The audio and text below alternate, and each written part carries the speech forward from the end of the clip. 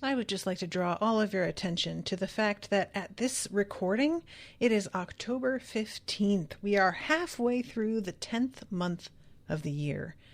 2.5 months to go. Are you financially prepared to deal with the tax season of 2023? If you're not, go over to m3virtualaccounting.com and set up a completely free consultation with Molly Morris. I really wish, and I know I say this every time, but I genuinely mean it. I really wish that I had hired her years ago. It would have saved me so many headaches. Just please take my advice. I don't personally endorse things often, but I endorse Molly. m3virtualaccounting.com. This is an Unspoiled Network podcast. This is Unspoiled, covering Ted Lasso Season 2, Episode 2, Lavender. In this episode, Ted really tries to get on the good side of the doc. She says he can call her Doc, which he seems to feel is a real victory. Welcome to Unspoiled.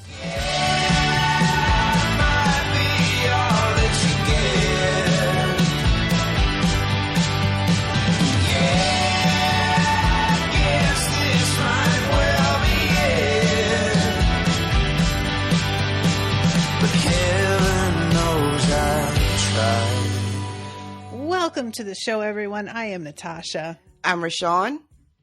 So this episode, I don't know what's going on with Apple TV, but it keeps trying to play the fourth episode. And like, usually it'll be like, oh, do you want to watch the next one? Mm-hmm. I haven't even watched 3 yet. What's it doing? Anyway, I'm sorry. Just when I'm trying to play it for this and it starts to play episode 4, I start to panic and just be like, where's my mouse? Stop it. So this one is, honestly, I was a little bit flummoxed by the direction of this episode because, and I knew that probably Jaime was going to be featured in it more based on the way the last episode ended, and it was clearly pointing us towards what's going on with him. Mm-hmm. But I have to confess, I fully thought Ted would immediately say yes to him coming back. So you were surprised at the no in the bar. Yeah, I was. And once he talks to Sam, I'm like, oh, right. Yeah, I forgot that he was basically Regina George. And nobody would want him around. Right. But I'm just thinking of him as like, well, everybody's like worked with him. They're familiar with him. He was like the best player on the team at the time. Mm-hmm. So why wouldn't you want him back? He'd been fucking streaking on a series of ties. But I forgot about, like morale. Right. And it's interesting that in the end, Ted decides he's going to like sort of test everybody, I guess. Yeah. But I don't know about the way he decided to handle it. I'll be honest. It's interesting because we had that moment last season where Ted, according to everyone else, especially Beard, right? Mm-hmm. When they had that confrontation because Ted didn't want to bench Roy and wanted Roy to make the decision. And everybody was giving Ted a hard time because he wasn't making the best overall choice for the team. He was taking these personal feelings to heart. And then we have this episode where everyone except Higgins is just like, yeah, no, we're not bringing him back. Yeah. Mm-hmm.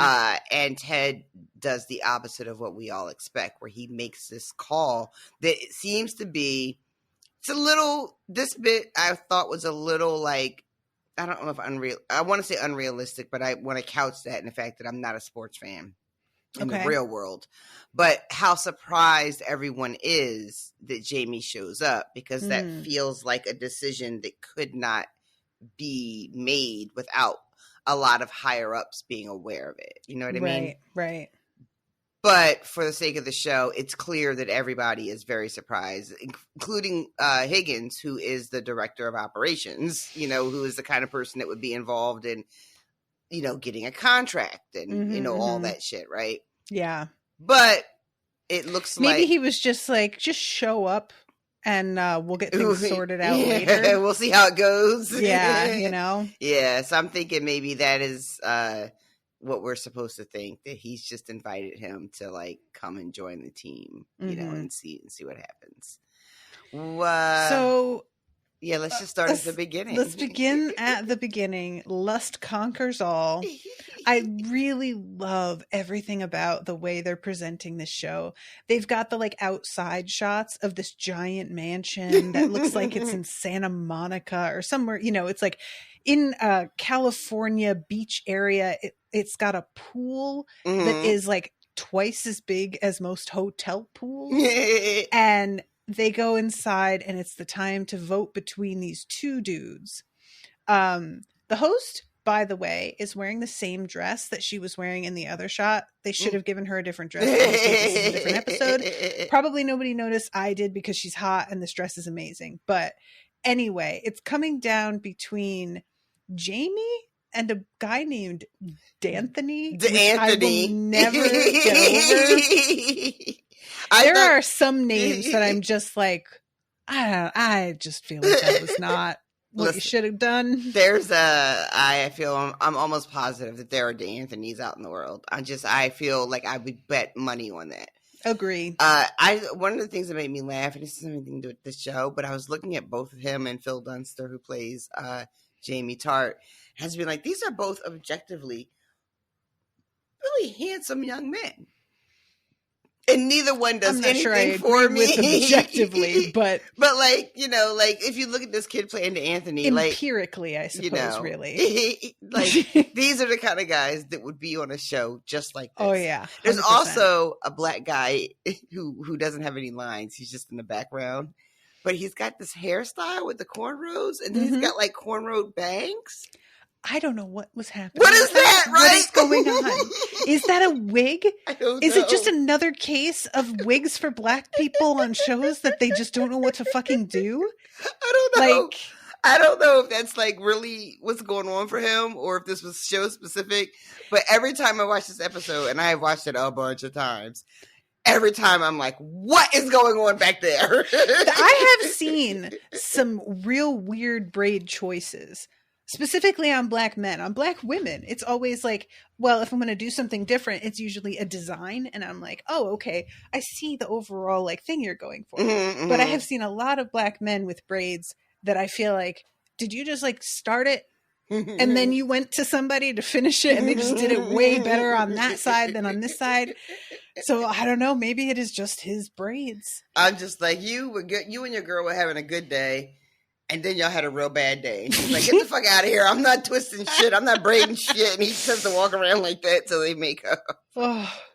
So, yeah, this is the voting off. And Jaime is absolutely certain. It's so good. 110% certain that he is going to stay. Yeah. And he gets voted off. And you can see the total shock on his face. Mm-hmm. And real quick, does he shave his eyebrow?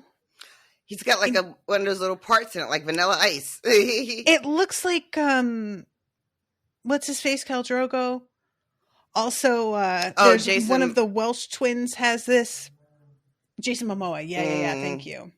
But I couldn't tell if it's like a scar, like it is with the two of them.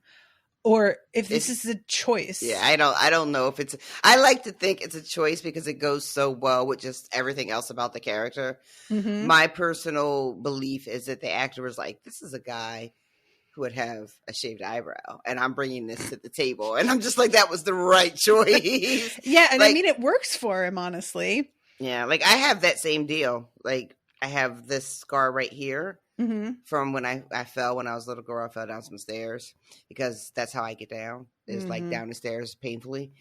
And and so the hair doesn't grow right there. So it might be that, but I choose to believe the actor was just like. Yeah, I just feel like that's a design choice for him. Yeah. I really love to, in the, like all the people that are part of this show, there's like a guy with a girl sitting in his lap, and she's got like really big spangled, it's not a sequin, or maybe it's still called a sequin when it's like that, but it's those giant reflective discs that are only like sewn on one edge, so they move a lot. You know what I'm talking about? I don't know what those are called. I hate it though. For the record, if I'm going to do sequins, I want like proper sequins, not that. I don't know what that is. But there's just an energy of like, oh, there's history with all of these people in the background. All of them are feeling a particular way because they have connections and alliances, which is how these things work. Yeah. There's a dude in the background who, when Jaime gets voted off, this guy immediately like almost cheers, but then he has to sort of catch himself. Another dude has like put his hand over his mouth and is trying to mask what he's feeling. It is really something. The amount of detail that they put into this really like throwaway bit, right? It feels like a real reality show. Like when you watch this little bit, it hits all the marks, like what you're talking about. You're like, this feels exactly like a show that if I didn't watch, I at least know it existed, you know? Yep. It feels really, really real. Yep. It's and they didn't have to spend as much time or energy or detail into this, but I think it really did pay off. Agreed. So then we go to an interview with like a Good Morning America type thing. It's like Good Morning Britain. Have you ever seen in real life this? Because I know you don't really get up and watch TV in the morning like I do. But this thing, right, is something that happens on, I assume, all the channels, but I only watch ABC in the morning. So whenever somebody gets kicked off of like the really big popular shows, like Dancing with the Stars is one of them, right? When you get voted off, you like fly nonstop from California so that you can be in New York City at 6 a.m. so you can be on Good Morning America as like the, you know, the person, right? It's a really weird thing. I guess you sleep on the flight. Right? And so that whole like morning scene too is just, it's so good because that's exactly how it happened. And I love that this dude calls him a loser, and he says, I'm not just a loser, I'm the loser. And I don't even know what to do with this guy. I swear to God, he's so convincing with these lines that are, he just, the assurance that he is really saying something. The George Harrison. Oh my God. But I just found out. What? And the face she makes, the host makes when he says that. Was it fucking, that just had found out about, oh my God, the Candace Owens. She found out really late about the death of like, oh my God, I think it was Dr. Dre or something. Okay, well, Dr. Dre's not dead. But no, it wasn't. I don't remember, but she had like found out about somebody's death, and I'm pretty sure it was a rapper. And she was like, I know that this happened a long time ago, but I just found out and I'm so upset. And she like tweeted a couple of tweets, and everybody was like, what are you fucking doing? And this was only like a few months ago. This. You don't remember this? I do not fuck with her. But like something dragging her and making her look like an idiot is like right up my alley. So I'm salty that I missed it. I wish I'm not gonna like try to look it up on my phone because I'll be all distracted for 15 minutes. But yeah, I love. I'm trying to find it. I don't know if it was her. It might not have been. But anybody who's listening, if you know what the fuck I'm talking about, please help me out. But it was reminding me of that because it was a really public, like high profile person. Just saying out there that they didn't know about a famous death, and everybody just not really knowing what to say in reaction, you know? Yeah, if you're listening, guys, let us know. Or if somebody in the chat feels like Googling it and you can figure it out. Because I'm pretty sure I saw it on Kinea's profile. So sounds like she posts too much for you to scroll back. Either Candace Owens or Stacey Dash, maybe. It might have been Stacey Dash, now that you say that. It was somebody that everybody was like, well, we don't fuck with her already. Yeah. But yeah. Funny. So he is, they're asking him, why did you do this? And what are you going to do now? And his thing is about like finding out George Harrison died. I started realizing I need to take risks and live life to the fullest. And then I love when they break for commercial. The scientists think they've found out about a low-fat custard that doesn't make you sad. Sounds too good to be true. Commercial break. Before they go to commercial, do they show him the clip about because he's saying he's going to go back to the team? Oh yeah, I thought that was like earlier because I thought that took up more time. But you're right, we do already see that. Yeah. So he's saying, yeah, I'll go back to Man City, and they're like, well, it's funny you should mention it. And again, it's just him absolutely assuming that he has these like things in the bag without actually checking with the people who are in charge of the thing in the bag. Right. It's a like because he's such a good player. You know, he's like, clearly on his way to being a superstar if he can get out of his own way. And we know in real life, our professional athletes, a lot of them are just fucking garbage. Yep. And get away with all kinds of reprehensible shit. You know, from assault to domestic violence, drunk driving, rape, all of that shit. And they also have fucking jobs. Yep. So it's kind of believable that he would be like, well, yeah, I'll just go back. I wouldn't doubt if I were him that I would be welcomed back either. And they're interviewing Vinay Ahuja, Manchester City director of football, who's saying, my wife and I thought he and Amy were made for each other. But no, he won't be coming back to Man City. We wish him luck. He is completely blindsided on national television.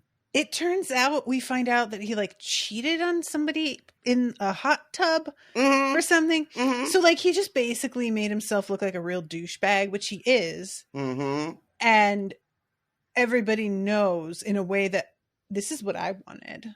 Remember, if you all recall last season when I was just like, I just want everybody to find out what a dick he is. And it feels like that kind of happened, but also when we saw like the women Roy hangs out with, they all love him still. So I don't know. Right. And he had like the, fans were outside the studio when he left the morning show, They fucking play this. He just says, oh, and then thanks for stopping by, Jamie. And that's how they end it. So then he like goes outside and he's clearly fucked up. Yeah. But there's a bunch of fans waiting out there for his autograph to take selfies with him. And there is a driver waiting for him. And he says that he's going to walk instead. And I honestly wasn't sure. I read this as him being like, I had people out here wanting to talk to me and recognizing me. I would like more of that. You thought he was like doing it for like getting more attention and more validation because he's like in this low point or whatever. I see. Yeah. Yeah. Because it felt like, he's dressed to the nines right now with these weird pants. They're like cargo pants, but the pockets are on the front of his thighs. And they're a little shiny. What is that? Not good. I don't know. No. I don't know. He knows about this fashion shit though. He told us that last season, right? We're just take his word for it.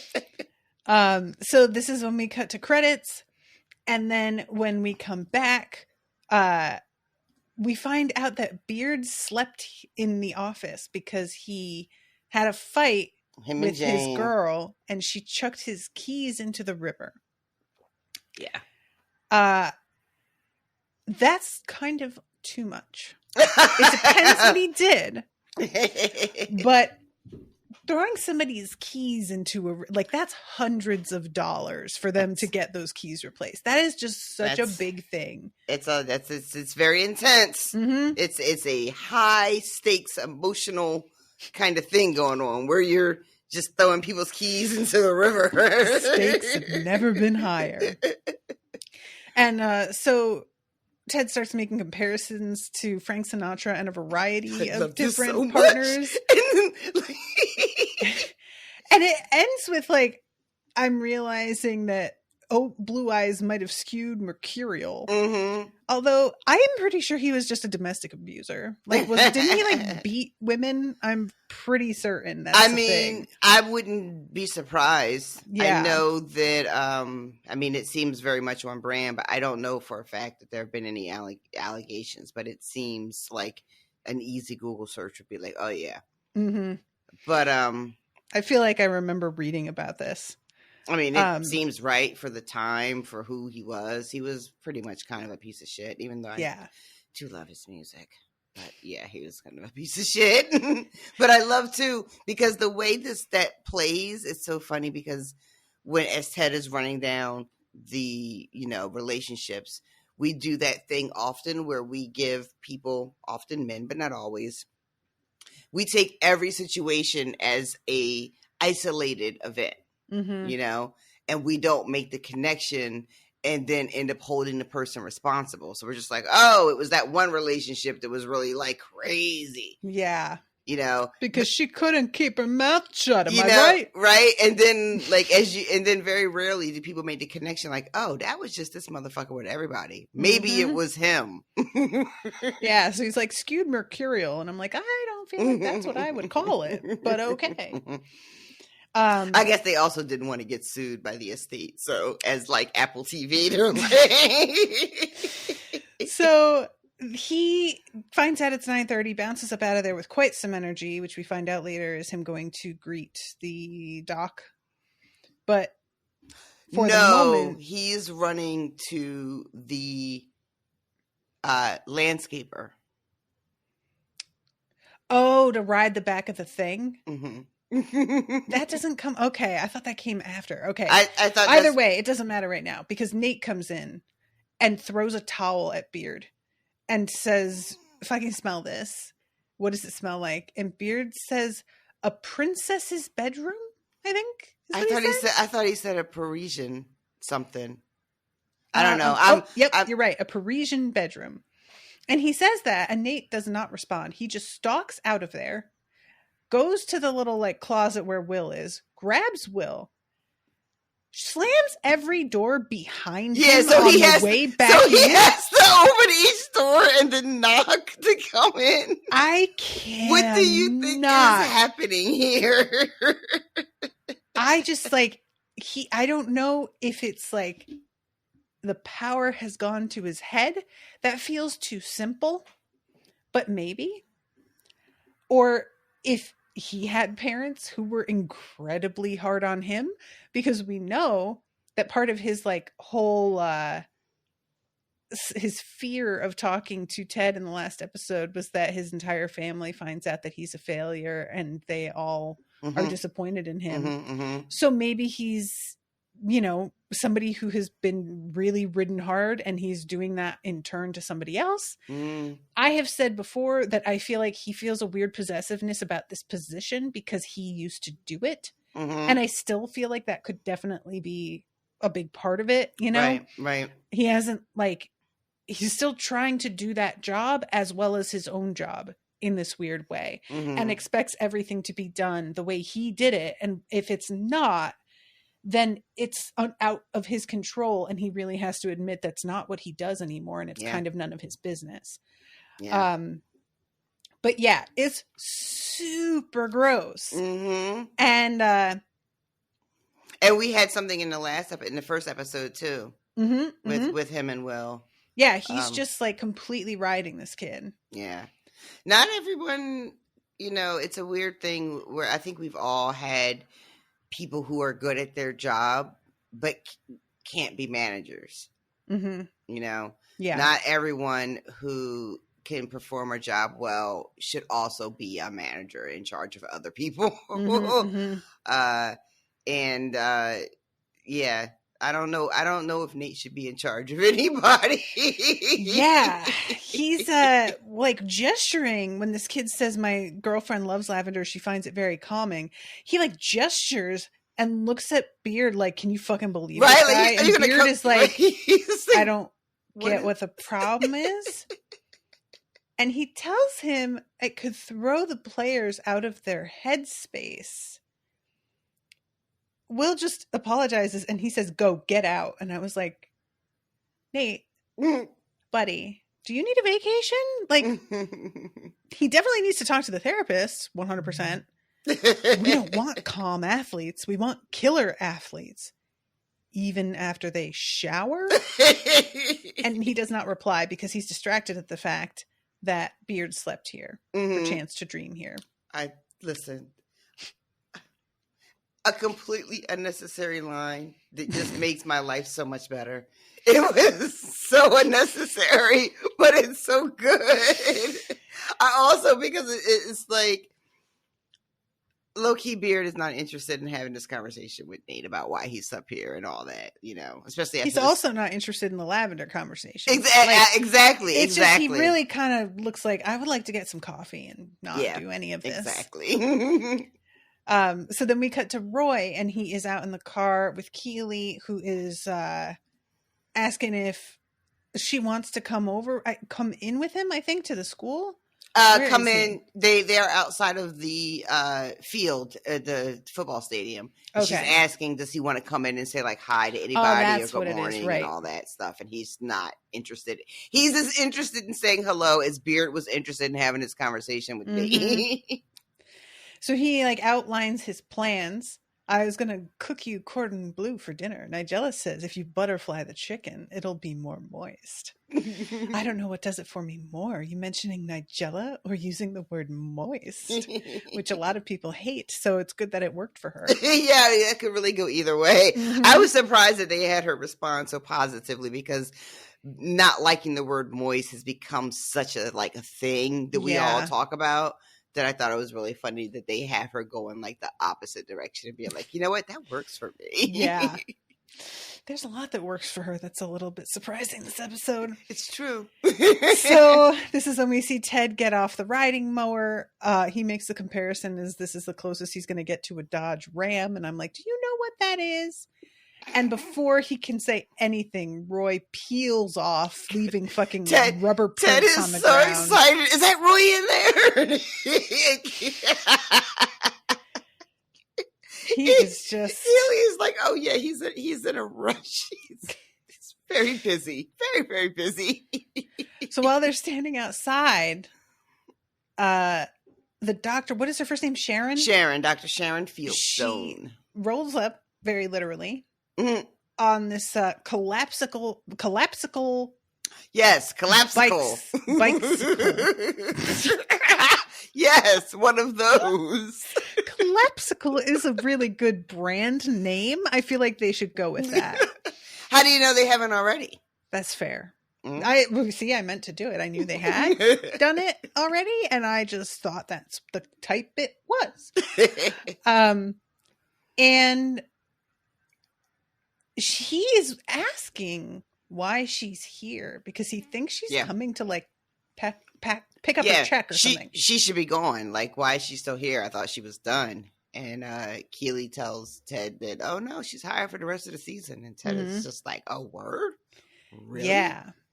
So he goes in and confronts Higgins. I love this. But is highly aware there is no reason for him to be acting this way. And undercuts everything he says.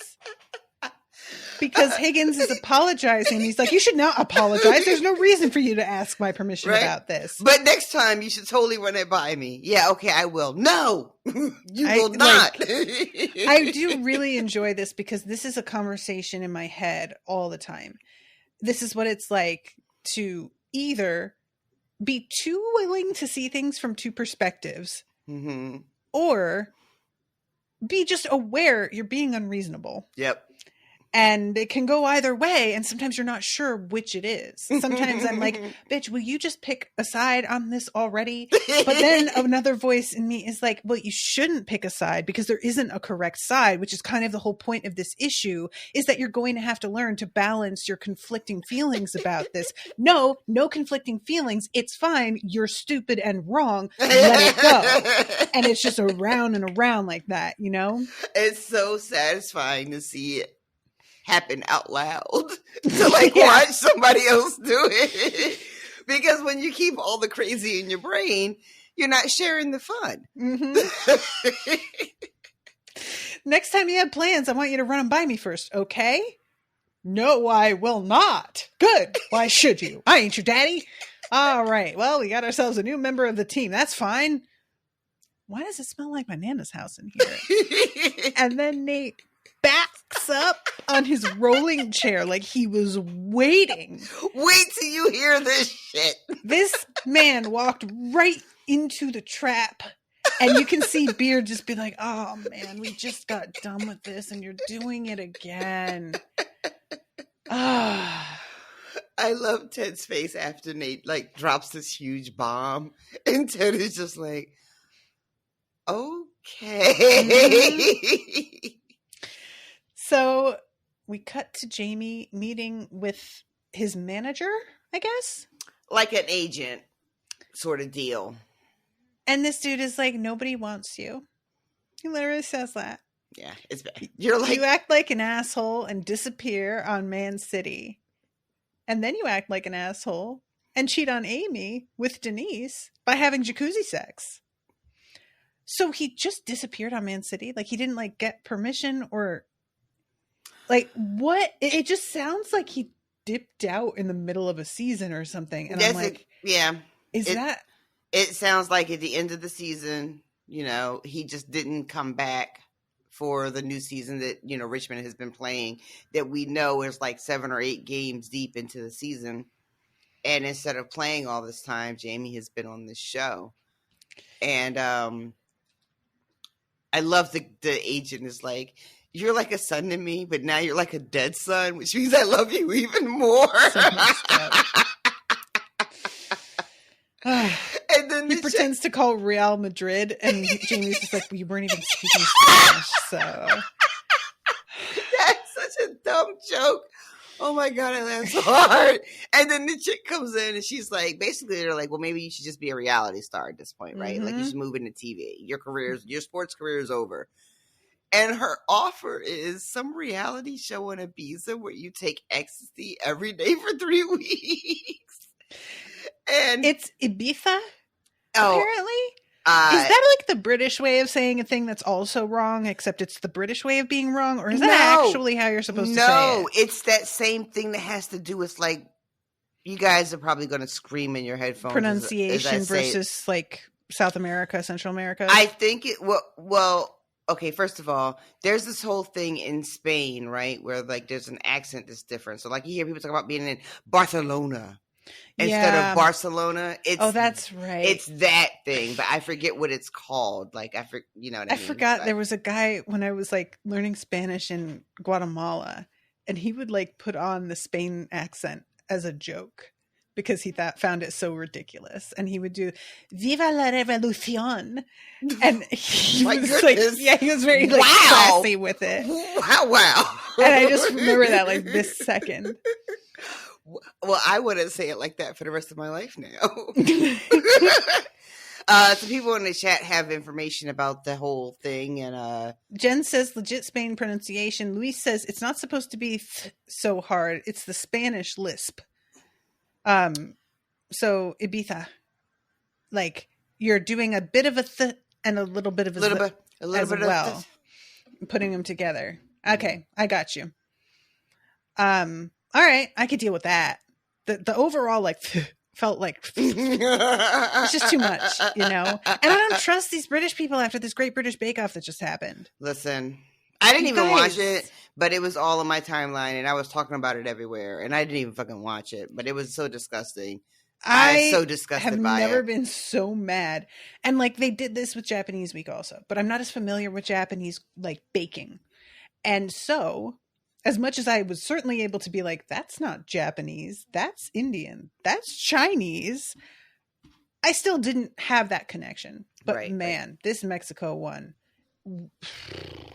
embarrassing and they should be embarrassed. I hope that I hope the dragging meant something because clearly the dragging about Japanese Week didn't take. So maybe this will stick and they won't fucking do this nonsense again.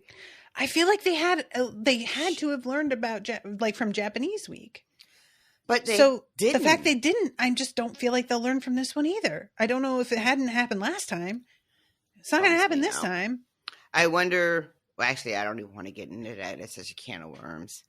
I was going to say something about, like, maybe because I'm assuming, guys, give me a little bit of grace here, but I'm assuming there's not a huge sort of Mexican cultural influence in the UK. Mm-hmm. Yeah. You know what I mean? From what I know, that is correct.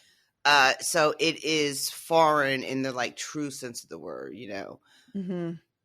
where it's almost like they're not, like, wasn't there a line where someone was like, is that even a real place? Like, it's fucking Mars or some shit, you know? Two different moments in different challenges, they make the same joke about whether it's even a real place. It's like Xanadu. And one of them jokes about how you get there by doing this. And he, like, just slowly drops out of sight while they do a slide whistle sound, like he's a cartoon character. Ugh, this is so gross. It's something. Like I said, I haven't seen any clips. I didn't watch any clips. I didn't watch the show. Mm-hmm. Just hearing about it secondhand is so upsetting. Yeah. Especially because, if I'm not mistaken, the whole gimmick, at least for the U.S., is how comforting and, air quotes, safe this show is supposed to be, right? Yep. Ugh, fucking. That's really what's kind of bummed me out the most, is like, because this one connected with me so personally, and, you know, I don't have Mexican descent, but I just have a lot of familiarity with Mexican food because it gets tossed in with everything, like Central American cooking in general. And there's a lot of overlap with, like, Colombian cooking. And it just bothers me to a point where I'm like, I don't even really want to watch the next episode. I wouldn't. You know? I don't know. Because now you got to see the host in the new episode, and, like, how do you know what fucking I mean? Ponchos and sombreros that were saying what a great idea to the guy who just made a fondant mustache and stuck it on his cake and said that was his Mexican cake. Tainted. Like, I wouldn't want to watch them talk about anything after that, quite frankly. Ugh. Yeah. It was like so gaslighty that when they announced that they're doing a tiered cake for the showstopper and that it was going to be tres leches, my immediate reaction was, you don't tier that cake. You can't do that. That's not how that cake is meant to be made or served. And then I started to be like, is it? Wait, I know what tres leches cake is, right? I've had it before.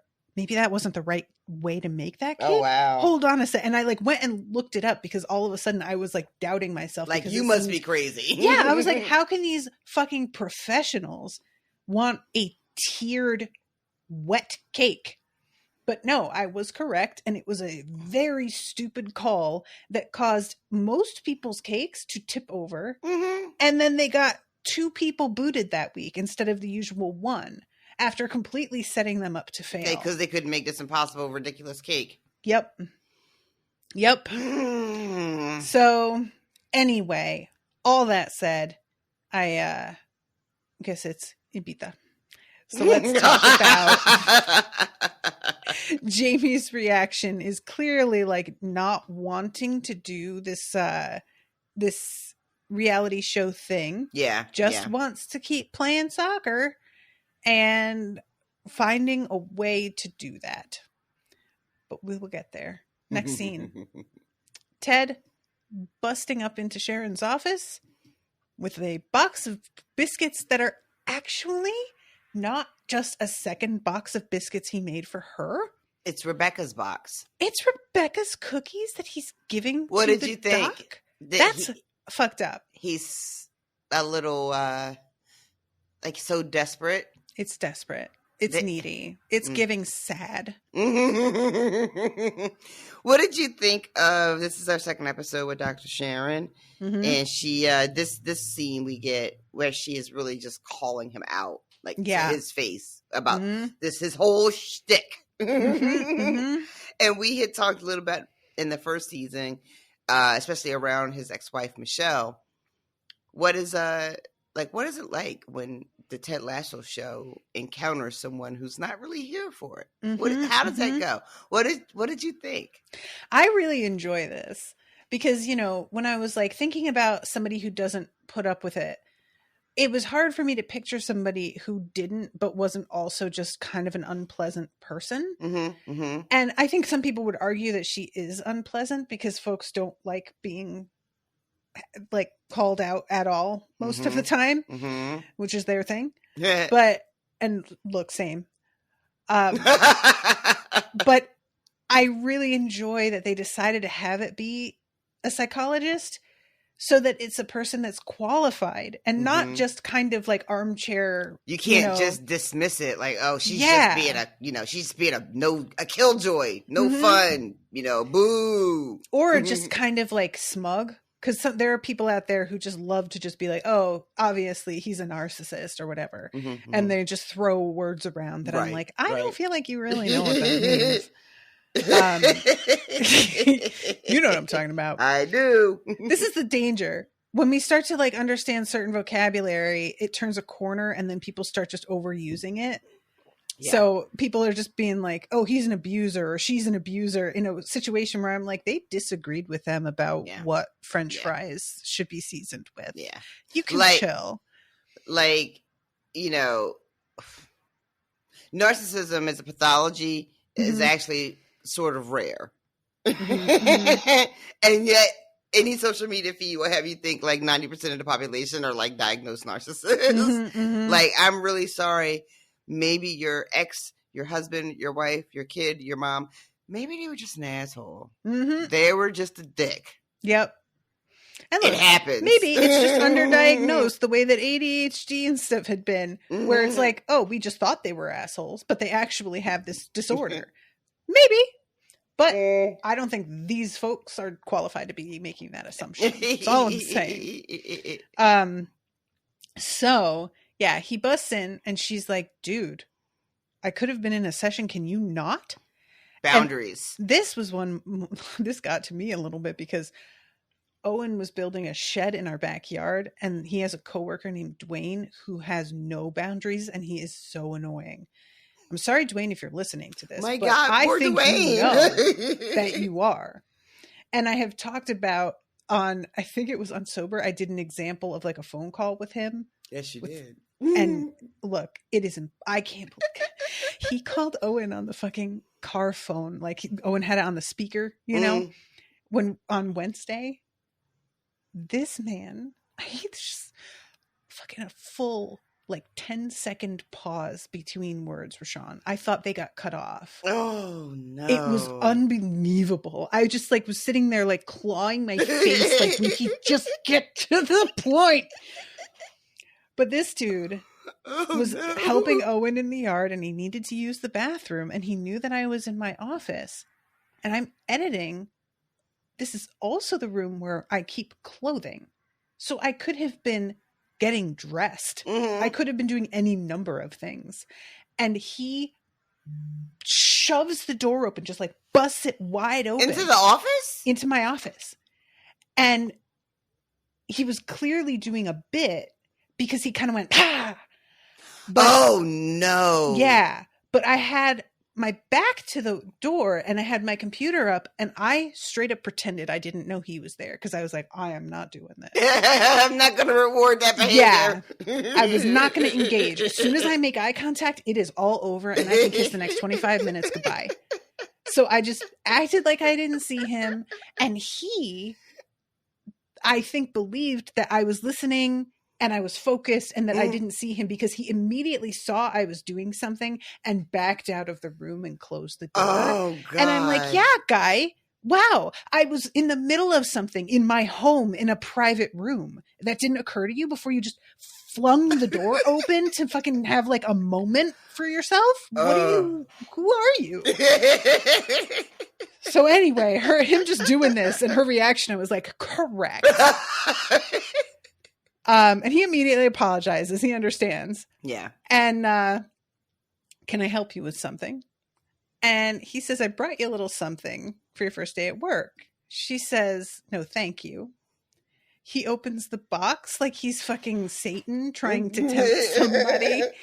And she takes one and takes a bite, but is not won over. Yeah. She just has a moment of okay. Thing is, it's I don't very eat good. sugar.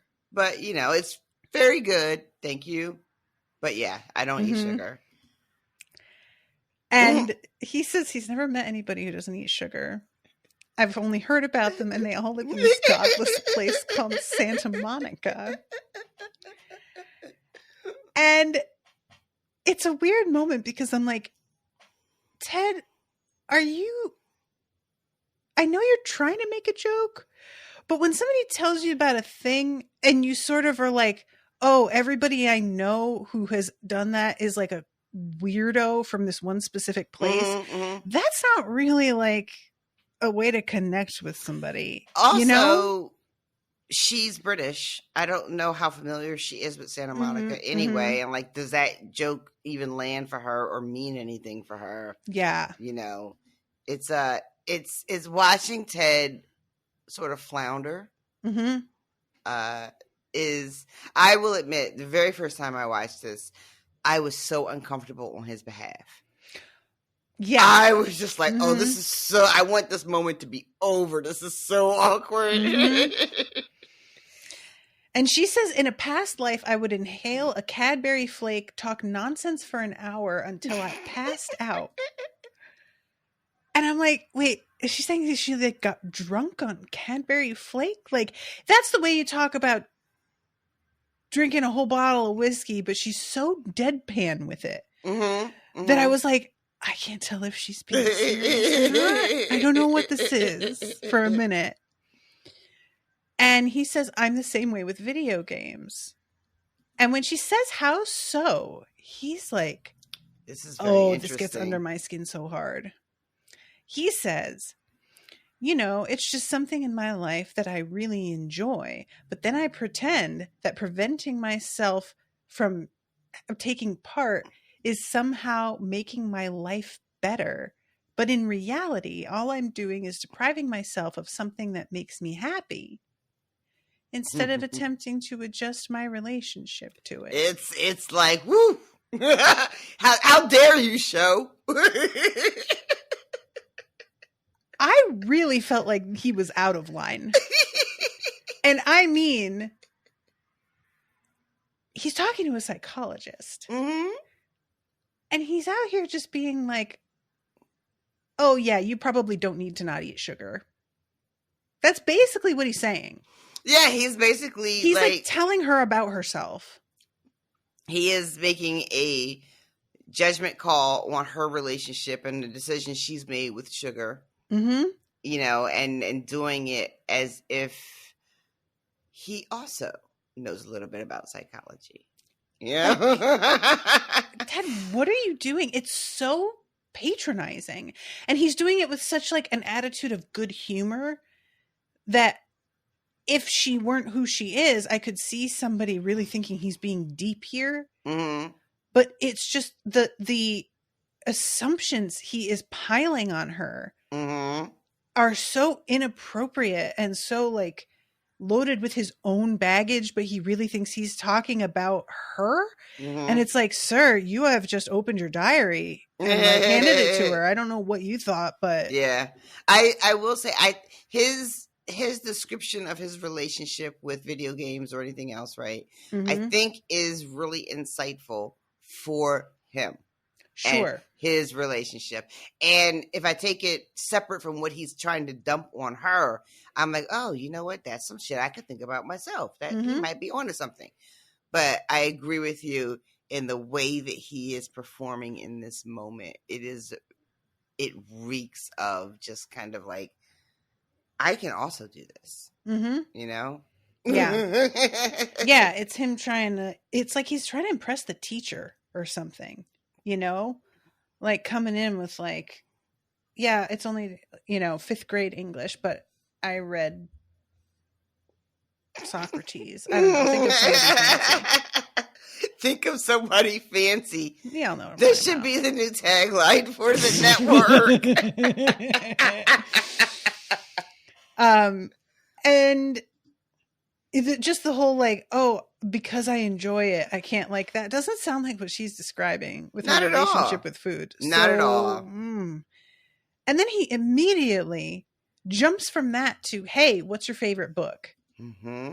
doesn't let her reply, doesn't let it sink in, doesn't leave it open for real conversation. He just drops this fucking thesis and then immediately pivots to what's your favorite book. Mm-hmm.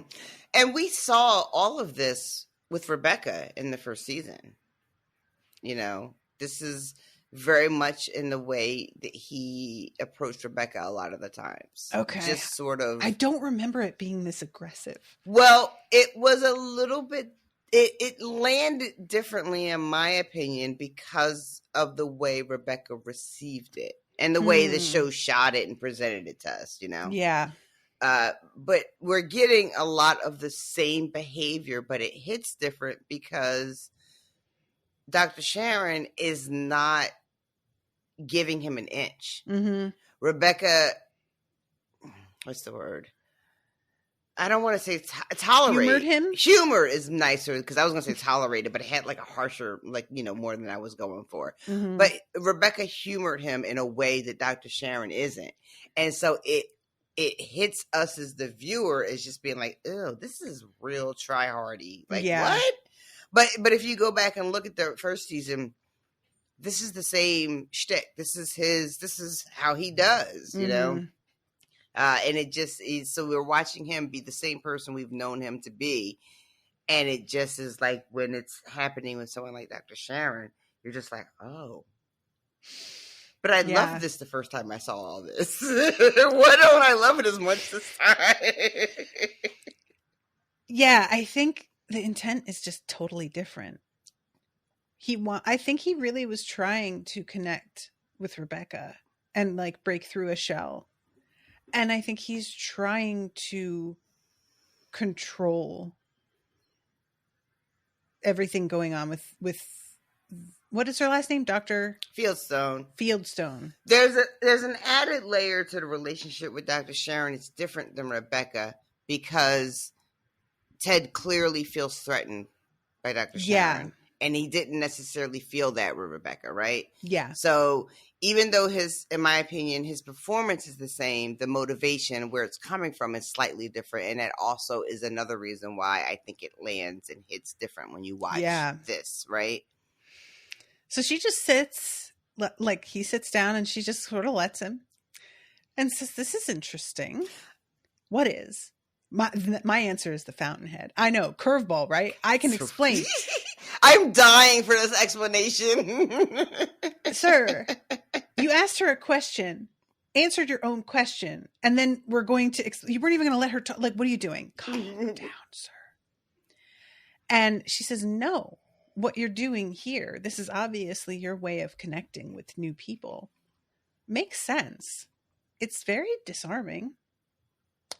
If it's okay with you, I'd like to observe training today. And she just like gets up and walks to her door in a very clear dismissal. Mm-hmm. This is over. Mm-hmm.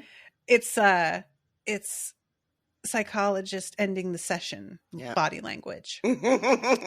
And he does not know what to do because she didn't take any of this bait and hands him the fucking biscuits right back as he leaves. Mm-hmm.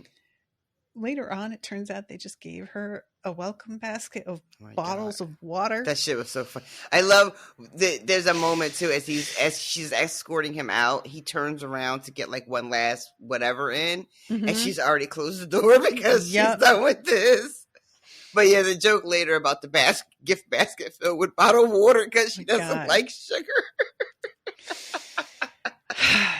So we go to Keely and Rebecca. Rebecca's setting up her online dating profile for some site and asks if it's tacky to say that she's rich.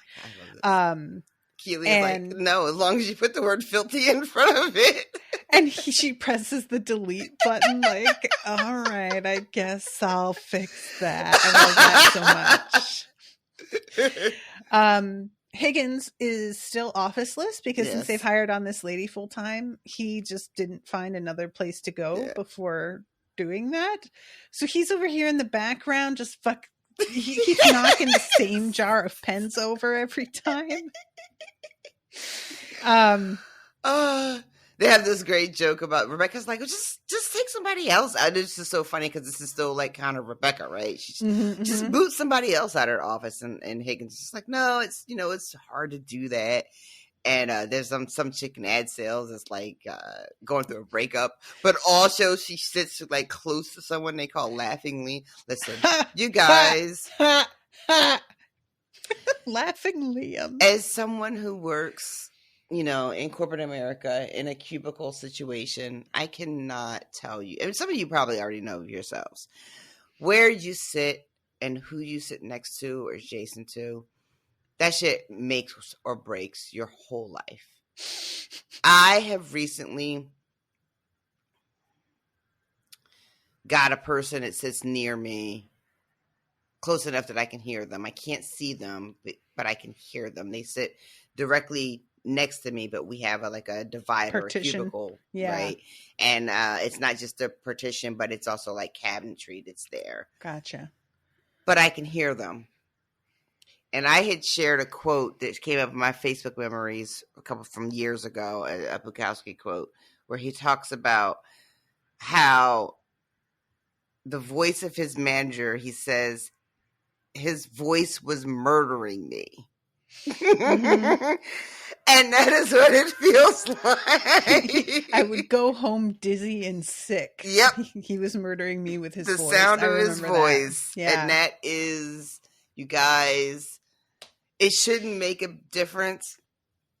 Of course it should. But I don't know what the fuck to do. I got it. I have headphones. I am just imagining being placed next to Dwayne. I don't know what I would do. There's nothing to be done. And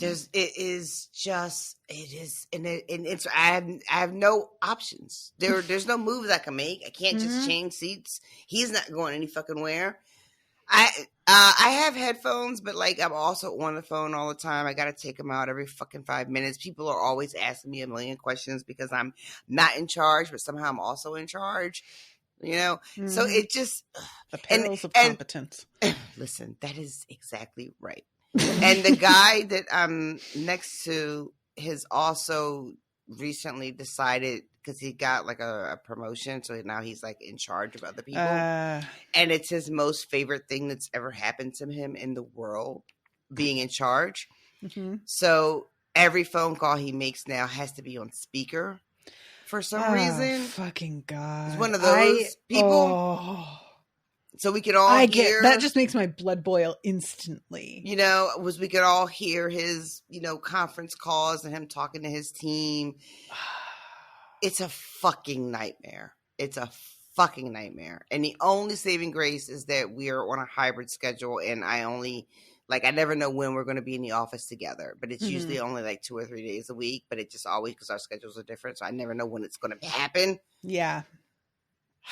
It's the fucking worst, y'all. It's so bad. But anyway, so the laughing Liam thing just really, I was just yeah. It's you don't think someone laughing is going to get under your skin, but it really will. And it doesn't take long.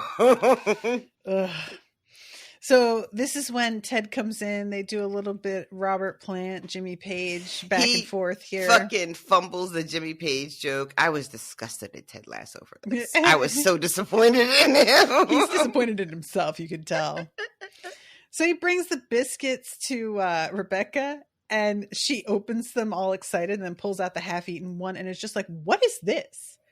And when he says she doesn't eat sugar, she just says, what a fucking asshole. And she eats it anyway.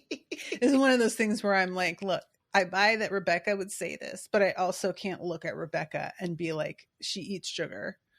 I'm sure that she has you're not buying it. But I just there is no way for a woman her age to look like this and also indulge regularly. I don't see it. The most unrealistic thing about Ted Lasso is that she eats his biscuits every morning and honestly, still looks like this. 100%. And when he asks, are you going to see her? She says, I can diagnose myself. I thought being invulnerable would protect me, so I pushed people away for years, leading me directly to my greatest fear, being alone. Big whoop. This whole interaction between the two of them is so fucking good. This and that long moment where they're both do you have anything you want to share? anything you want to get off your chest? And they both just look at each other. And at one point, she's like, that's what you have friends for, to burden them with all your insecurities and problems. This is a great episode of Sex and the City also. She's going through like her 15th breakup with Big. And there's like a montage of weeks going by and her constantly talking about how much she doesn't care. And her friends just looking more and more tired and starting to exchange glances with one another when she starts it up. And finally they're like, babe, I get it, but we're sick of it. Go talk to somebody because frankly, we don't want to hear it anymore. And she's like so upset. And at the time I was like, ouch, harsh. And now as an adult, I'm like, fucking right. Yeah, that was the right thing to say. They were absolutely right. Go fucking find a therapist. And she meets a guy in the fucking waiting room and sleeps with him. And it turns out he's there because as soon as he sleeps with a woman, he stops caring about her. Oh. And she's there because she picks the wrong men. So it's just like a complete one of those moments. Jamie says John Bon Jovi. Was he on that's that show? right. He was the guy in the waiting room. Yeah, I forgot that. Oh, that's funny. He does a bunch of like little acting bits here and there that I'm always like, oh yeah, that's him. You know what that makes me think of? This is so dumb. I wonder if that's a 30 Rock joke I never got because I didn't catch. So there's an episode of 30 Rock when Lemon goes to the dentist and gets all fucked up on drugs and she thinks a tree in the dentist's office is John Bon Jovi that she's meeting in the waiting room. Maybe I wonder if that's like a joke on that. That's funny. I like that idea. I'm going to go with it. I thought it was just the plant's hair was supposed to look like his hair, but it could be a twofer. Yeah, right. I like to think that there's like a layer to that I didn't get for 20 years. But yeah, speaking of, you got anything you want to get off your chest? And she just looks at him like, I am so on the spot right now. And we're just having a pleasant, lighthearted conversation. And now you want me to suddenly really talk to you? Yeah. No. You? And she looks at him with such apprehension. Both of them. I'm saying you because I must. But you better not start anything right now, please. They both look like they have that fucking deer in the headlights. Like, oh, we've said this thing, but is either one of us going to like do it? And they're just like, please don't, please don't, please don't. Which is a clear indication that you should both be in therapy. Yeah. This whole interaction means that you should each be in therapy. This reminds me of you and me, and we'll get on the phone and you'll be like, hey, what's up? Nothing. It's fine. How are you? What's going on with you? How was such and such? And I'll just go, all right, she doesn't want to do it. I'm going to give it a little bit and I'll talk to you about a thing. Give it 45 minutes and then be like, so what's happening? And then, pow. I have to go first and I have to warm you up. But then when I'm like, all right, do it. Then you're like, all right, time to unload. Well, I don't want to just be unloading all the time. Go ahead and unload. That's the whole point. You make me go first all the time. It's just in my nature. So yeah, he takes off. See you later, boss. And then we go to the coffee shop.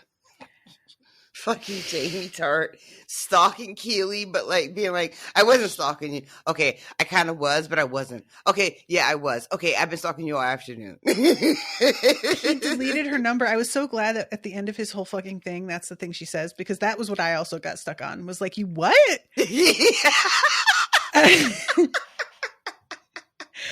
I was in town and I wanted to talk to you because I left Man City to do this reality TV show thing and I got kicked off both. So now I don't know what I'm doing. And I wanted to talk to somebody about it because whenever I think of talking, I think of you. So I've been following you for the last few blocks. No, I'm lying. I've been following you the whole lunch hour. I've been just trying to build up the courage to say hi. So hi. This is the most I've ever liked him. Oh, in this moment? Yep. Just fully vulnerable here. Straight up. I'm going to tell you that I need somebody to talk to. And I'm going to make it seem like I just was like following you a little bit and then realize that I'm full of shit and I'm going to come clean and I'm going to tell you the truth. I've been following you for your fucking whole lunch hour and I have been very afraid to say anything. And I'm going to admit that I have been afraid and just trying to fucking get my shit together. And now here I am, really purely because you like caught me though. Yeah. It's like the most honest, like truly honest that I think we've seen from him. Especially like on an emotional level. Like he's honest, but it's the kind of like honest, like Jamie Tartt's character and his version of honesty is just like saying whatever shitty thing is pops into his head, right? And for a lot of people, they really do go through life thinking that means that they're emotionally intelligent and honest because they just say whatever fucking pops in their head when that's really like nothing. So in this moment, it really does feel like a real vulnerability. Like he was thinking to himself, who do I have in my life? Yeah. You know, realizing that the one person he did have, he fucked over and then deleted their number like they were nothing and has put himself in this position where he has to low-key stalk her, you know.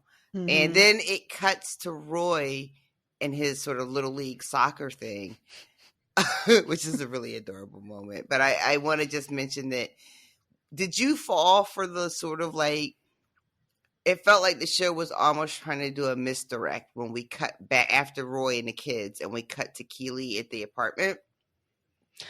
Oh, and think that she's watching Jamie? Or that she's with him or whatever. Because it just does there's a real quick moment where it just cuts to her and she's like in her bed and it's a close up and obviously like she's like in the throes of something. And then it pans out, you see she's got a phone.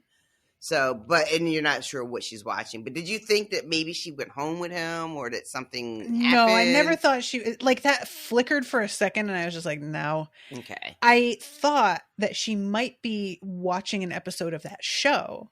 Oh, okay. I never thought that he was like on the phone with her or anything. Okay. Honestly, my thought about that was just the way that he came to her and how honest he was. I don't feel like she would have ruined it by trying to do anything sexual. Like, not just setting Roy completely aside. This is just such a moment of like kind of growth for Jamie that diminishing it that way, she wouldn't want to. And I feel like he would also not really actually want to. He'd probably be confused about why he doesn't want to, you know? But I just think that it didn't feel like that kind of moment. Okay. But yeah, I thought that it was going to be Jamie in video. Gotcha. So I definitely was caught off guard about what it is. But first we have Roy. You played one hell of a game, but you lost. I want you to remember this feeling. Burn this moment into your brains. And these girls are just smiling at him. They're smiling. He's like, think about losing. And they're grinning. Like I love how much they love him when he curses at them and they all just break into giggles. It's very, very cute. He's got like a box of like thanks for playing trophies and he's just disgusted by the whole idea of it to the point where he can't even hand them out. He has like one out for best dress and they're all dressed the same and he's like, that's it, I'm out. He just throws the box on the ground and is like, go nuts, kids. And then Phoebe's teacher is just like, yeah, you know, tough love, blah, blah, blah. But it's also important that the coach makes the team understand that they give a fuck. Right. And then he comes back and he's just very, very cute. I love it. Yeah, as long as I knew the coach gave a shit. She says shit. I feel like that really connected them. It has been an honor coaching all of you. I do hope you'll come back and play next year, but only if you fucking mean it. And they all just, again, like laugh and they're very happy. So then he comes back to Keely's place, which again, her place. I love it. It's not the kinds of decorating choices that I would make overall, but there are lots of little touches where I'm like, yes, yes. The fucking ostrich feather lamps next to her bed. Oh, love them. But yeah, he comes home. She is masturbating And he like catches her and just stands and watches her while he's having a beer for a second. Because she straight up, she has her earbuds in. She does not see that he's there. And she chucks her phone when she sees that he's there. And when he goes and picks it up, we get to see the little clip of his speech that he gave. That we had heard about. Yep. And it turns out that he is so completely like, he's such a mess that he can't even finish a sentence. He can't even really finish two words next to each other. Yeah. I felt so, because he's like, show me. Don't be embarrassed. Whatever it is, it's fine. I need to know what gets you off. When he tells her, I like watching people have sex in the woods. And she's like, why? And he says, well, because I can never be that free. It's fucking so good. So yeah, he sees what it is. And he's just like, what the fuck? Today I'm announcing my retirement from, and he says, what the fuck? This is your kink? Me being pathetic? I love this. You're not being pathetic. You're being passionate and vulnerable, and it's fucking hot. And you haven't been like that since you left football. And then we circle back around to this pundit gig, which is something that was introduced in the first episode, where Keeley has an opportunity for him to be like a sports commentator. And he is just not interested whatsoever. Yeah. And she's asking him once again, like, this would be really good for you. You missed the game. I know you miss it. This is an opportunity for you to be back around the game. It would be good for you. And she makes the mistake of saying, you're just like Jaime. And I don't know if I would have put that in there if I were you. I couldn't think this day could get any worse. But yeah, she ends up being like, you're both lost, but at least Jaime is trying to figure it out and trying to find his way back home. And you are just being in denial about where you really are. And then I think when I was watching this, before we knew that you were going to watch it or whatever, this is the line that I thought that made me laugh really hard. And I think I texted this line to you, or I said it to you on Facebook or whatever. When he tells Keeley that when the pundit gig doesn't work out, I'm going to hire a bunch of children to follow you around and say, I told you so, I told you so, I told you so. And she says, I look forward to the attention. When she said that line, I was like, that's really ringing a bell. That's why, because you fucking told me about it ages ago. That's right. Yeah, because he calls it pathetic and she says it's not, it's brave. And I know what you're doing. If you don't try, then you won't get hurt. Which is the kind of thing that I know that people do in theory. And I'm sure that I do it with like definitely plenty of things, because I'm an overachiever. And if I'm not going to be immediately really good at something, then I just don't want to. But I also take risks a lot in other ways. So I have all this like weird cognitive dissonance where I'm just like, well, you don't know, just try it. Who knows what's going to happen? I have all kinds of shit that I didn't think would happen. And look, but and especially, in my position, I'm watching a guy who's being offered like a TV contract potentially. Just be like, no, I don't wanna. And I'm just like, can't relate, sir. Go do it and stop whining. But yeah, so he agrees to do this. And then we cut to Ted, who is at the pub, and Jaime comes up to him and straight up asks him if he can come back to the team. He's got the little army man and everything from the Man City match. And we find out that, I love too, this little joke where he's just like, how you been, Jaime? And, great, spectacular. All right, okay. No, I've been really, really depressed. It's been shit. I'm glad I was tall enough to go on that roller coaster with you. I like that line. But he admits that at first when Ted's like, well, what the fuck? Like, why'd you leave the team and do the reality show? He's like, oh, I thought it'd be, cool, be fun. But then he admits his father has been insufferable. Mm-hmm. He's been harassing him. He's been haranguing him. He's been, I'm assuming, abusive.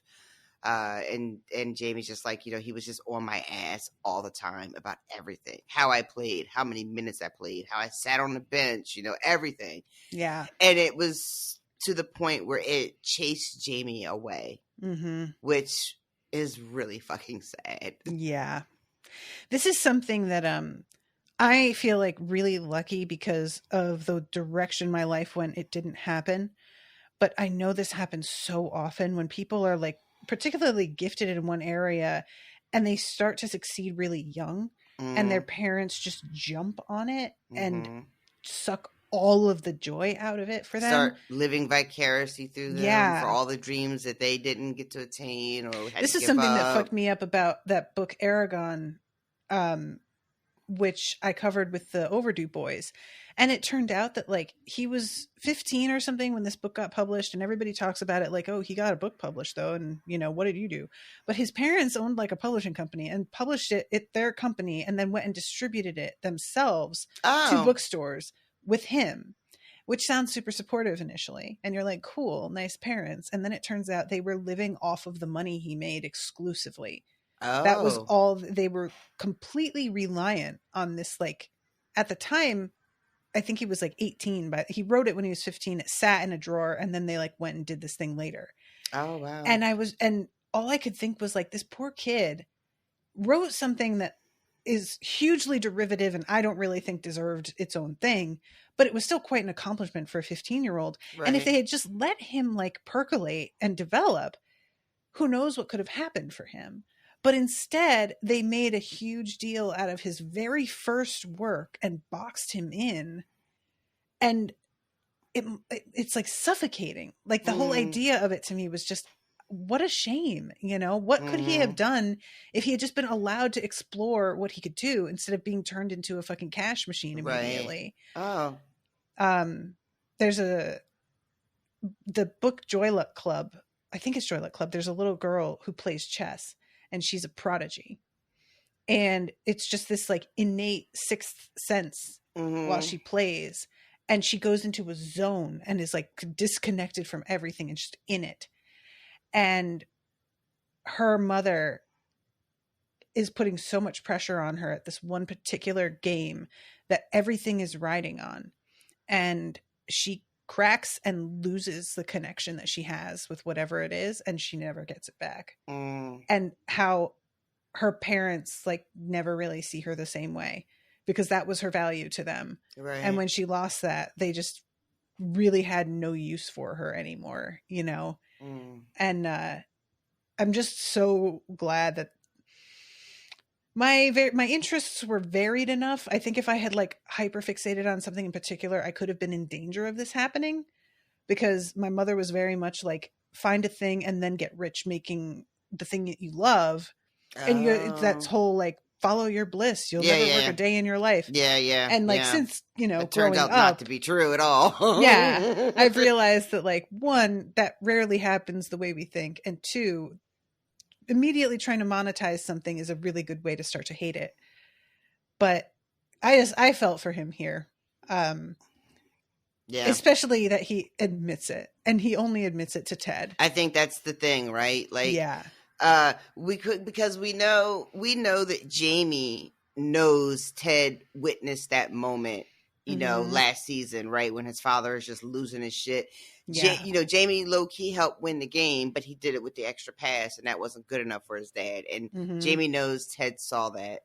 And so this is, again, we had that moment of Jamie being like honest and vulnerable with Keely in a way that is very surprising. And then we have another moment again with him showing what I thought didn't exist, which is an ability to like be real, about what's going on. Yeah. And then Ted says, no. You burned a lot of bridges. And he says, I need Richmond, and May comes in and it's like, and Richmond needs you. And I'm like, girl, butt out. Stop it. he says, "Can you tell those guys at the end of the bar to stop staring at me?" And she just yells, She's "Fuck fuck- off!" And they immediately turn around. Old people are so wise. They're like tall Yodas. Tall Yodas. That delivery. He says it like, "Wow, I never thought of it right, before." right. Like, It's George Harrison dying all over again. But yeah, this it ends with, "I just don't think it's a good idea." Yeah. These guys have been taking photos though, so the team sees on social media that Jaime was sitting with Ted, and immediately everyone assumes, everybody assumes that he is bringing Jaime back. Yeah. And Sam acts out in a way we've never seen, which is quite something. This fucking. So he has a big blow up on the field, tells Ted, come out and do it better if you, whatever. Mm-hmm. And then there's also a really funny little joke in the background before, because Dr. Sharon is in the stands. She's moving forward. And he's like, "Don't you think she's getting closer?" And they're like, "No, I think that you don't just trust people in her profession." But she 100% has moved forward. Like, she definitely did. I just love it. But yeah, Sam like gets in his face and is like, "Well, you think you could do it better?" And then storms off, and Ted follows him and has to wave to her and be like, "He's not normally like this." And I'm like, Ted "Sir." is so embarrassed, right? Like you're misbehaving or acting out in front of company, like my mom would have said when I was little, right? And he follows Sam into the locker room, and Sam like lets it all out. And then I love when he's like, "Do you have something you want to talk about?" And Sam just says no, and I'm like, "Sir." Ted is like, "Well, it seems like you're all mad about something you don't want to talk about." "I did cuss, and every time I do, I regret it." And Ted says, "Well, when people cuss, it's because they don't know the right words to use to express themselves." Disagree. Agree with you. That is the word to express myself. It's a swear. It's fine. I chose it on purpose. 100%. When he tells Sam that, no, I'm not bringing Jaime. First, Sam is really has this moment of just being like, I need you to understand how terrible it was with Jaime. Yeah. Like, no one has ever made me feel, because there's a thing too about Jaime as a character, which for me anyway, you don't seem to be struggling as much with this. But the whole tone of the show is like so funny and cute and charming in so many ways that like it was very easy for me to almost forget just how abusive Jaime was when we first meet him, right? Just I would say I was struggling with that, because I thought Ted would say yes right away. Right? Like, so it wasn't until this moment, and Sam says this, that I'm like, oh, right. He was fucking vicious. Was really fucking awful. And when Sam was like, I have never had someone make me feel as bad about myself. Not just, I'm not a good soccer player, but bad about myself as he made me feel. Yeah. Then you're like, absolutely not. This motherfucker cannot come back to this team. Fuck him forever. Yeah. And then when Sam finds out that Ted didn't offer him a job, and he's so embarrassed. So embarrassed. Did everybody see me storm off? No, I don't think. Of course they fucking did. Because, I'm mad. I love when Ted is like, "You saw this on Twitter. Somebody made me a Twitter account for my mustache." Like, that's not anything. Which I am sure there is a Ted Lasso's mustache account. This is a real thing. Yeah. There's also a Trent Krim on Twitter, too. Trent Krim, the Independent, on Twitter. Nice. I love it. So, when he's like, "Yeah, I'm mad at you." And then he tells him, "I told him no. Now I feel awkward. I bet." I just love the "I bet." So they have this moment where he says, "My father told me that I was in good hands with you." Sam doesn't realize how he just fucked himself. Kinda did. Yeah. And when he says this, you really do see like that moves Ted a lot. Like there's just a moment, I just felt like his acting was so good where you just see Ted. Yep. He glows a little bit. Like, I wasn't getting it from the therapist, but I'm getting it from you. Some validation that I desperately needed,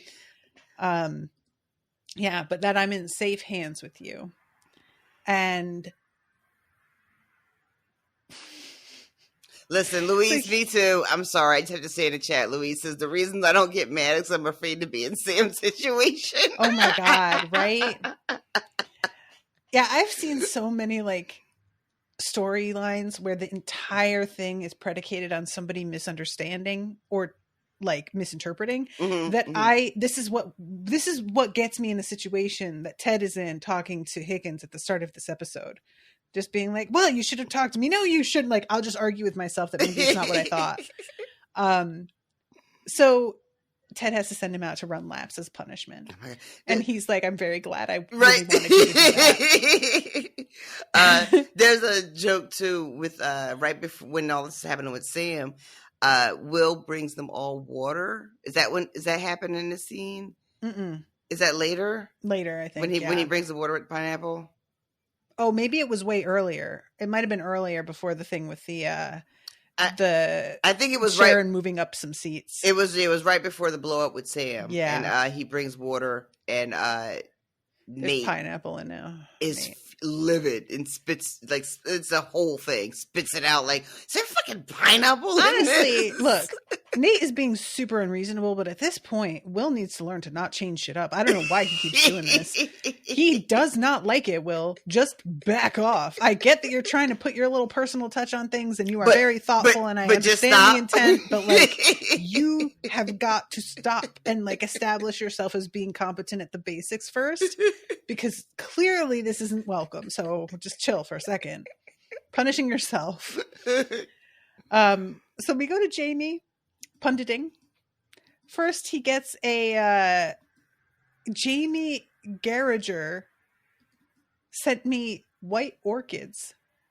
Oh, you mean Roy punditing? Okay. Oh, sorry. Who did I say? You said Jaime.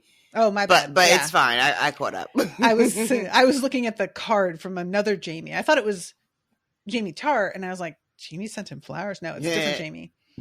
But yeah, he is going out there. He's a little bit like psyching himself out, and Keely has to bring him back down to earth. And he's like, what if I suck? And she's like, since when do you give a shit?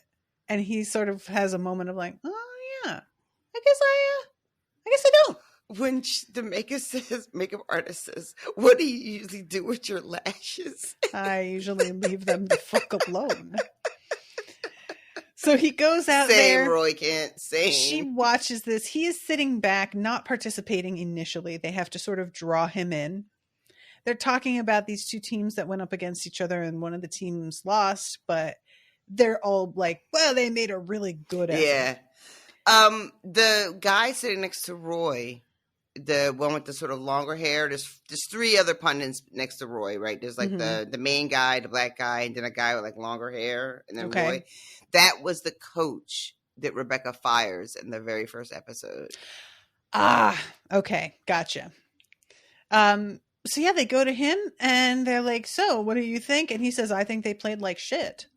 And immediately one of the hosts is like, sorry everybody for the salty language. I like that it's salty, it's fruity. It all fruity, depends on right? who's talking about it. But yeah, Chelsea was shit today. They were shocking. Watching them, you never know they were playing at home. Abject terror is something that he says a little bit later. And we go to the pub and everybody's like delighted because this is how it really feels to them. And he's just speaking their language. Fucking legend. And then Paul is like, I really appreciate his candor. I love it.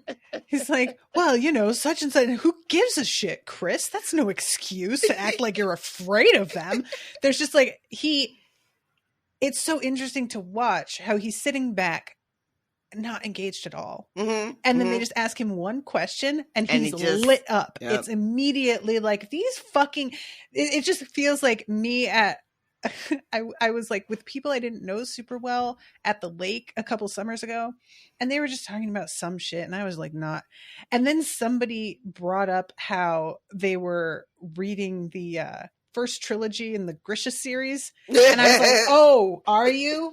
And that just like fucking off. Right. They're just like, yeah, it's like one of my favorite series, and I was like, that was kind of my vibe, honestly. But Yeah, I'm realizing I really did come off with his energy, because he's just straight up like, no, they suck. And that was kind of my thing with those books. The Grisha series in general is very good, but the first trilogy is like super weak. And it was sad because I got that commissioned after the really good later books. So I had to like backtrack to the originals where this writer was still getting her legs under her, really. And I was just like, what the fuck is this?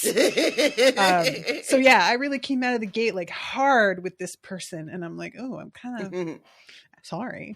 I love Keely watching because it's hard to tell how this is going to all go over. Mm-hmm. So she's watching and he's cursing and like, you're not supposed to be doing that on broadcast television. And she's kind of being like, oh. She looks panicky for a second. Like this and might then not she be going checks her well. socials. And then she checks Twitter and he's like blowing up and everybody loves it. And then it becomes clear that this is going to be like a success for him. But there's a real moment where she's like mortified because she just pushed him into this. Like she just really made him do this thing that he did not want to do. And she's feeling like, oh, is this all gonna like blow up in my face and he's gonna hate me that I made him do this fucking humiliating thing. It's a real moment of terror on her face. It's so funny because I'm like, immediately he starts doing this and I'm like, oh, they're gonna eat this up. People love guys like this on television. Absolutely. Like, 100%, you know, it's 100%. just no doubt in my mind. Yeah. It's like there's a subplot in Schitt's Creek where they're doing a premiere that for like a movie. One of them has been looking for work for ages, finally got this like shitty horror movie, and they have this janky premiere and there's a weird bird attack at the premiere. I won't get into it. I really gotta watch this show. It's really funny. I don't know why it's such I keep trying and it's just it doesn't get you at first, for me at least. I know, I understand your feeling on that, but eventually I was like looking at this, like, this bird attack is going to set them up. This is going to go viral and everybody's going to know about this movie. This is exactly what you want. And that is what happened. And I was like, see, I fucking know how this shit works. So yeah, he's nailing it. And he comes home later and is like, I'm going to say thanks. And he puts the earbuds in her ear and plays a video of him crying while he goes down on her, which was hysterical. It's just, you wanna, and he says also to her, you helped me figure out like what I needed again. Yeah. You know, I love that, like that little extra again kind of thing. Yeah. Just like sort of acknowledging, you know, because it's so often, you know, people will forget the previous times, you know. Thank you for this time, forgetting all the other times you did it too. So then we go to Ted, and he just volunteers up Nate's office as a cohab with Higgins without even asking. Yeah. This is going to be the first of the two things that he does without even asking. Because he says yes to Jaime in the end and apparently never ran that by Sam. And I thought that was really fucked up.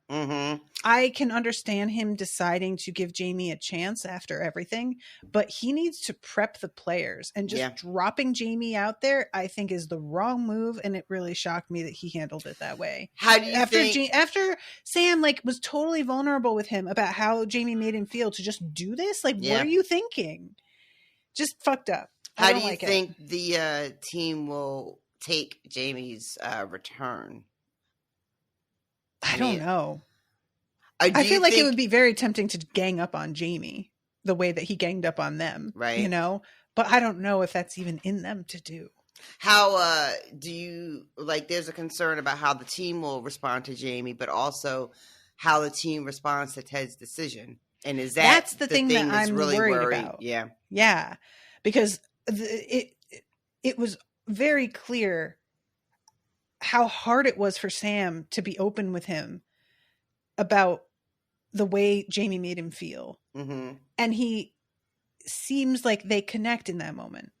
And then he apparently just throws that all out the window. It's gotta be like a huge betrayal. Yeah. Right? And like he makes eye contact with Sam and just sort of nods at him. And I'm like, what are you doing? Why even make eye contact at that point? Like, if you're gonna try and be like, yeah, I'm owning this decision, I'm making eye contact, have a fucking conversation, dude. It's weird considering how often it seems like he wants to please people, that he would completely drop that both with Sam and then here with Nate and not ask Nate if he's willing to share. And like, I'm really interested to see how all of them respond, because this is going to be coming at him from two directions now. Mm-hmm. Nate will be pissed because he's clearly not happy about it. He agrees because he's on the spot. And what else is he going to say? Like, how's he going to say no in front of everybody? Yeah. You know?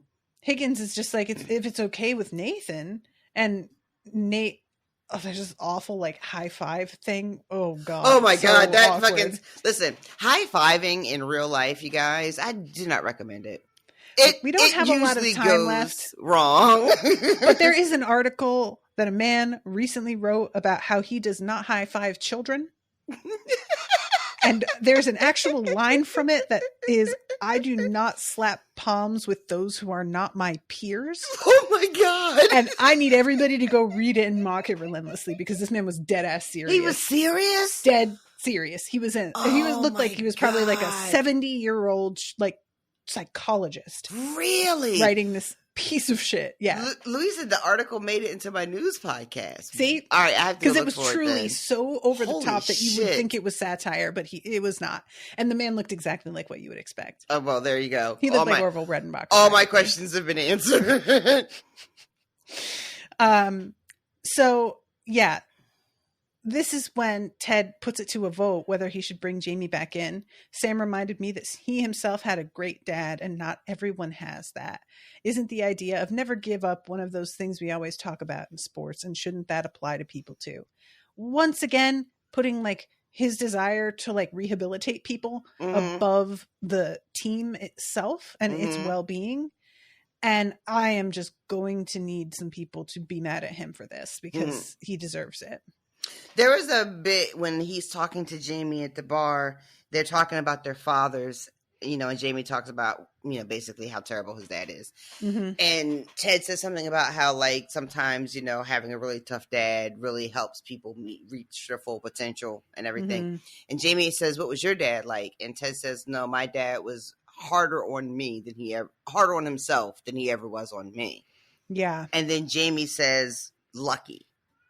You must, Yeah. I don't know. There was something about the way Ted said that felt like there was some real grief there. And I was like, did that man like commit suicide or something? He just felt so heavy when he said that. And I was like, that feels like there's a whole lot behind that sentence. But I don't know. Yeah. And then when did you guys hear my cat? No. You don't hear her? No, I can't hear her. Owen's clearly in his office playing video games, and she's sitting right outside just yelling. Mad because she can't get in. Yeah. We have Ted's running into Dr. Sharon as they're leaving for the night. Mm-hmm. And she thanks him for like letting him watch practice and everything. And I didn't know I had a choice. I'm just kidding. And then she says something like, about, maybe you'll come and talk to me at some point. Yeah. Ted does not seem interested in it. It's a weird moment. Yeah. She says that she'll tell him what she got like from her observing the team. Mm-hmm. And she says everybody seems really kind and listens to each other. It's a wonderful atmosphere. They're all thoughtful. Yep. He's like, not broke. Don't got to fix nothing, right? Everything's great. It's interesting the way he says it, though, because he's sort of like, do you think it's this or what? And there's a real sense he thinks it's or what. But he doesn't want to, like, lead her or something, Mm-hmm. And she replies, that depends on whether being winless with 8 straights counts as not being broken. Yeah. And he's like, yeah. He doesn't want, like, he talked in that first episode, the first season, and then when Sharon was introduced in the first episode, he's got all this baggage around therapy and doctors, psychiatrists, psychologists. And he's telling us that it has to do with his marriage and how the marriage counseling went, and he has a deep distrust. So he wants, like, Dr. Sharon to, like, rubber stamp that everything's great. Yeah. And then go the fuck away. Like, we are all good and healthy. We don't need your help. Everything's great. Go away. When she's first he says, I look forward to it, when she says maybe we can talk about it. And it honestly felt to me like he meant it. It like, I just really, I don't know. I feel like he meant it, and he's just kind of like caught out in this moment of realizing like she kind of cut to the heart of the situation just now, and maybe I should. But he starts to call her Doc, interrupts himself, corrects it, and she gets this like very patient look. You can call me Doc. It's okay. He's so relieved. It has been killing him just saying the 2 syllables, apparently. It has just been more than he can fucking stand. And she tells him her favorite book is Prince of Tides. Oh, is that what we're calling me now? Is that your nickname for me, he says? What a goon. So she takes off. We cut to the next day. It's snowing. Find out Sam is about to work for Dubai Airlines to be like a spokesperson. Very exciting. And Rebecca is like, that young man deserves some recognition. Good for him. And I'm like, he is about to be very angry. So I hope that you really keep that fucking energy. And this is when Dr. Sharon comes in, thanks them for the water bottle fucking gift basket. Imagine a whole gift basket of just water bottles. Nice. They better be nice. They better be fucking like, when they say water bottles, I'm initially picturing just plastic, like cheap. No, you know what? I want it to be like Yetis. It's literal water bottles that she's been gifted. Like, all right. You know, just something really over the top nice. We don't know of any foods without sugar, so we'll give you objects. But they are distracted by Higgins, who is staring out the window, looking a bit shook. And they all get up and go over, and they see Jaime walk onto the field. Yeah. The entire team stops dead. And it's Jaime is like glancing over at Ted, like, "Is this okay?" It's very cold on the field. It's literally snowing. And he just walks out, and the whole team is like dead in their tracks. Like, the fuck is this shit? Yeah. And Rebecca looks at Keeley and looks like proud of her in a way that I was like, is she saying that Keeley's responsible for Jaime being here and she agrees, or what? I was sort of puzzled by Rebecca's I know the look of satisfaction there. Yeah. I don't know what I was supposed to read from that, but yeah. So that is how the episode ends, is everybody just kind of being in shock. And I was just sitting there like, Ted, I cannot believe that you didn't talk to anybody first. I just don't know what you're thinking. Considering how worried he was about what everybody thought yesterday, to then just throw that all away. Yeah. What are you doing? We'll have to see exactly what his explanation is and whether or not it fucking holds water. Because on its face, it doesn't make any sense that he would make a decision. Even knowing what we know about Ted so far, and his mission being about the people and the players and not necessarily about the game. Yeah. So it tracks that he would feel like, what I think Jaime needs to be the kind of man I think Jaime could be, and I can help him get there, is worth me making this choice. But it doesn't, for me, track with how you reconcile that with the way you just had this really honest, vulnerable conversation with Sam, who you told through his face was a leader. And then you do this basically behind his back, which is how this episode makes it look, how everything went down. So, yeah, we'll have to see. I think like what he's going for is, I will like force Jaime to contend with the wrong he did by dropping him in amongst people who were hurt by it, and have some shit to say. But just like, you know, the way that Sam describes being bullied, and we saw it, it's just unfair to drop somebody's trauma on them like that with no warning, and after they were thinking you were safe. He literally calls him safe, you know? Just fucked up. And I get what he's attempting, but I don't. It's not right. And you will have to see how the team responds, and whether or not Ted gets called out on the way he handled this. Again, not knowing really how professional sports work, I don't know.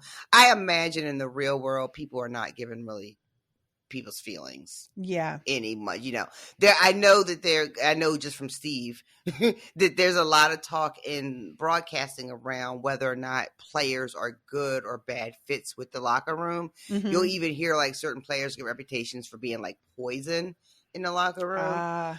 But to really be like, oh, this is a really good player who could theoretically help us win games and score points, mm-hmm. but we're not going to bring him because the rest of the team doesn't, he's a dick. That probably isn't like super realistic, right? Like they probably make those choices all the time. I would think so, yeah. In the chat, players find out they're traded from Twitter instead of from GMs and coaches. Ouch. And yeah, Louis says a great player can't carry a team, but they can. Well, I mean, and Emhan saying that, I guess Jaime did find out that Man City wasn't taking him back from a fucking on the interview, fucking right. Yeah. All right, I want to say hi to new patrons real quick because we just barely have time left. So everybody, you know what time it is. Uh-oh. It's time for the dignified air horn. We've got Alex, Paflad, Pavel VS, and Birte. Or Bertie? It's Birte. I'm not totally sure how to say that, but I'm going to say Birte because it looks vaguely like Scandinavian, and that's sort of how I would imagine it's pronounced. But yeah, welcome to all of you guys. Thank you all so much. I hope that you guys are listening to Sookie Stackhouse, which has been really fun. I am in the midst of recording the one Unspooked I'm going to do for this season. I got myself real flipped out this afternoon recording this. Mm-hmm. I've been not recording that at night because I get too scared. But recording it during the day evidently is not better. It is still very scary. So I'm like halfway through it. It's a ton of work, and that's why I'm only going to be doing one from now on. But I just want to do at least the one because it is really fun. It's just the amount of work to go into editing this. It's like probably 20 times the amount of editing I do on a regular show. Actually, probably more than that. So yeah, but it's I hope it's a fun one. I'm really like, there's some stories out there that I'm just like, people, never leave your house again. Post some old ones that we saying as throwbacks. Oh, they're all up on the unspoiledpodcast.com. You can find all the playlists. There's one that's been up for free for people to listen to get a feel of it because they're only available, I think, to $5 and up patrons, I think. But yeah, I'm going to be like sharing the link to the playlist, but I also want to have something to post on my week after my vacation when there won't be episodes. That's a good idea. Up. Yeah. So, and I'll also be posting my recording with Overdue that I did on the Vampire Diaries novel, which I didn't know the show was based on a novel. Oh. And everything is based on a novel, so I don't know why I didn't know that, but yeah. You know? Well, hindsight 2020 and all that. Anytime that it's like a teen or like a WB drama and it's got vampires, I should know that it's a book. I mean, really. And it was really something. Poorly written. Wow. I was embarrassingly into L.J. Smith's book. Is that the writer of the Vampire Diaries? Oh, that's funny. Jamie said I couldn't even finish it. It's pretty short, so I had no problem. Like, and it wasn't actually as bad as I was expecting, but it was it was really one of those where it's like she fell in love with him right away, and I'm like, but why? Because he was really hot. End of story. I mean, there is nothing about his personality. Like, well, it's not enough for love. It's enough for like, I really want to fuck this person all the time. But yeah, no, it turns into their first kiss. It's like he wanted to make a life with me, and I could tell it from our kiss. And I was like, "Girl, you need to go get, just get. Go on, get. But yeah, Luis says my fiance's making me watch the show because she loves Damon. Damon is so hot, but Damon is the one with the black hair, right? Yeah, he is hot. He's so hot, but he's also like super gross in the show. Like I rewatched the first few episodes and he's just a straight up rapist. And I was like, ouch, I forgot that he's just like this. Well, on that note, I won't be watching the show. He is super fucking hot, He's fun, but it is one of those things where as time goes on, they just sort of forget about that part because they just need us to like still be on his side. And that's always the way. But anyway, so that's going to be going up with the Overdue Boys. It was super fun to I always have such a good time recording with them. They're delightful. So keep your eye out for that on the Unspoiled Book Club's feed. And anything else you want to say before we wrap up? No, ma'am. Thanks for joining us tonight. I can't wait to get into the next episode. I'm so excited to talk about this season. I cannot wait for you to see where we go. She's glowing, you guys. She is like... I'm very excited. All right. We will see you in 2 weeks because I won't be here next week due to vacation. Toodaloo, motherfuckers. Bye, guys. No, my hands won't be tied down.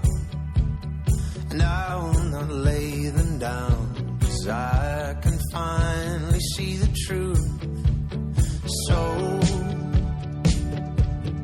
simple but so clear. Accepting an ocean's depths were out of reach for me and you. If you're coming up for air, breathing in, you know I'll be there when you first begin.